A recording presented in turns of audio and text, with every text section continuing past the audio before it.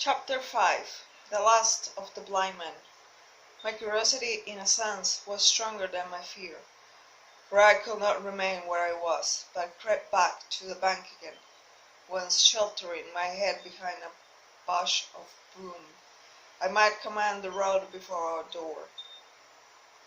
I was scarcely in position ere my enemies began to arrive, 7 or 8 of them, running hard, their feet beating out of time along the road, and the man with the lantern some paces in front. 3 men ran together, hand in hand, and I made it out, even through the mist, that the middle man of this trio was a blind beggar. The next moment his voice showed me that I was right. "Down with the door!" he cried. "Hey, sir!" answered 2 or 3, and a rush was made upon the Admiral Benbow, the lantern-bearer following, and then I could see them pause and hear speeches pass in a lower key, as if they were surprised to find the door open. But the pause was brief, for the blind man again issues his commands. His voice sounded louder and higher, as if he were afire with eagerness and rage. "In, in, in!" he shouted, and cursed them for their delay. 4 or 5 of them obeyed at once to remain on the road with the formidable beggar. There was a pause, then a cry of surprise, and then a voice shouting from the house, "Bill's dead!" But the blind man swore at them again for their delay. "Search him, some of you shirking lubbers, and the rest of you aloof, and get the chest," he cried. I could hear their feet rattling up our old stairs, so that the house must have shook with it. Promptly afterwards, fresh sounds of astonishment arose. The window of the captain's room was thrown open, with a slam and a jingle of broken glass, and a man leaned into the moonlight, head and shoulders, and addressed the blind beggar on the road below him. "Pew!" he cried, "they've been before us. Someone's turned the chest out alow and aloof." Is it there?" roared Pew. "The money's there." The blind man cursed the money. "Flint's fist, I mean," he cried. "We don't see it here nohow," returned the man. "Here, you below there." "Is it on Bill?" he cried the blind man again. At that, another fellow, probably him who had remained below to search the captain's body, came to the door of the inn. "Bill's been overhauled already," said he, "nothing left." "Is there people of the inn? Is that boy?" "I wish I had put his eyes out," cried the blind man Pew. "He weren't here no time ago. They have the door bottled when I tried it. Scatter, lads, and find them." "Sure enough they left their gleam here," said the fellow from the window. "Scatter and find 'em. Rout the house out. Retirated.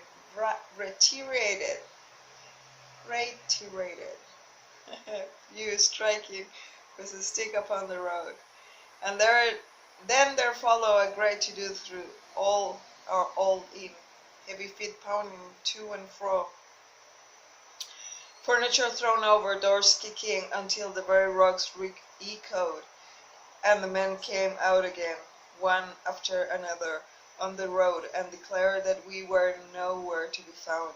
And just then, at the same whistle that had alarmed my mother and myself after the dead captain's money was once more clear audible through the night, but this time twice repeated. I had thought it be the blind man's trumpet, so to speak, summoning his crew to the assault, but I now found that it was a signal from the hillside towards the hamlet, and for its effect upon the buccaneers, a signal to warn them of approaching danger. "There's Dirk again," said one. "Twice we'll have to budge, mates." "Budge, you skulk!" cried Pew. "Dirk was a fool and a coward from the first. You wouldn't mind him. They must be close by. They can't be far. You have your hands on it. Scatter and look them, dogs. Oh, shiver my soul, he cried. I had eyes. If I had eyes. This appeal seemed to produce some effect, for two of the fellows began to look here and there among the lumber, but half-heartedly, I thought, with half an eye to their own danger all the time, while the rest stood irresolute on the road. You have your hands on thousands, you fools, and you hang a leg. You'll be as rich as kings if you can find it, and you know it's here, and you stand here malingering. There wasn't one of you there faced Bill, and I did it, a blind man, and I'm to lose my chance for you. I'm to be a poor, crawling beggar, spawning for room when I might be rolling in a couch. If you had the pluck of weevil and a biscuit, you could catch them still. Hang it, Pew, we have got the doublons, groaned one. They might have hid blessed thing, said another. Take the Georges, Pew, and don't stand here squalling. Squalling was the word for it. Pew anger rose and high to these objections, till at last his passion completely taking the upper hand, he struck at them right and left in his blindness, and his strike sounded heavenly on more than one. These in their turn cursed back at the blind miscreant, threatened him in horrid terms, and tried in vain to catch the stick and wrest it from his grasp. This quarrel was the saving of us, for while it was still raging, another sound came from the top of the hill on the side of the hamlet, the tramp of horses galloping. Almost at the same time a pistol shot, flash and report, came from the hedge side, and that was plainly the last sign of danger, for the buccaneers turned at once and ran, separating in every direction, one seaward along the cove, one slant across the hill, and so on, and so that in half a minute not a sign of them remained but Pew. Him they had deserted, whether in sheer panic or out of revenge for his ill words and blows, I know not. But there he remained behind, tapping up and down the road in a frenzy, and groping and calling for his comrades. Finally he took the wrong turn and ran a few steps past me towards the hamlet, crying, Johnny, Black Dog, Dirk, and other names, and you won't leave all Pew mates. Not all Pew. Just then the noise of horses stopped the race, and for the 5 riders came in sight in the moonlight, and at full gallop down the slope. At this Pew saw his error, and turned with a scream and ran straight for the ditch, into which he rolled, but he was on his feet again in a second, and made another dash, now utterly bewildered, right under the nearest of the coming horses. The rider tried to save him, but in vain. Down went Pew with a cry, and ran high into the night, and the 4 hoofs trembled and spurned him, and passed by.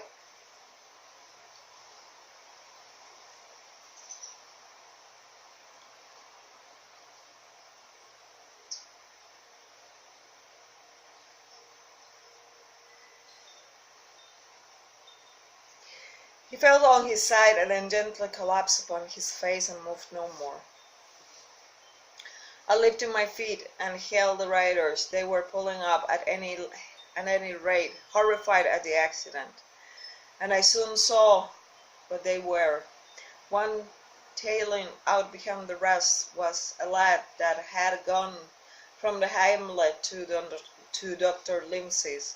The rest were revenue officers, whom he had met by the way, and with whom he had the intelligence to return at once. Some news of the loggers in Kidd's Hole had found its way to Supervisor Dance, and set him forth that night in our direction, and to that circumstance my mother and I owe preservation from death. Pew was dead, stone dead, and for my mother, when he had carried her up to the hamlet, a little cold water and salts, and that soon brought her back again, and she was none the worse for her terror, though she still continued to deplore the balance of the money. In the meantime, the supervisor rode on, and as fast as he could, to Kit's Hall, but his men had to dismount and grope down the dingle, leading and sometimes supporting their horses, and in continual fear of ambushes. So it was no great matter of surprise that when they got down to the hall, the logger was already on their way, though still close in. He failed her.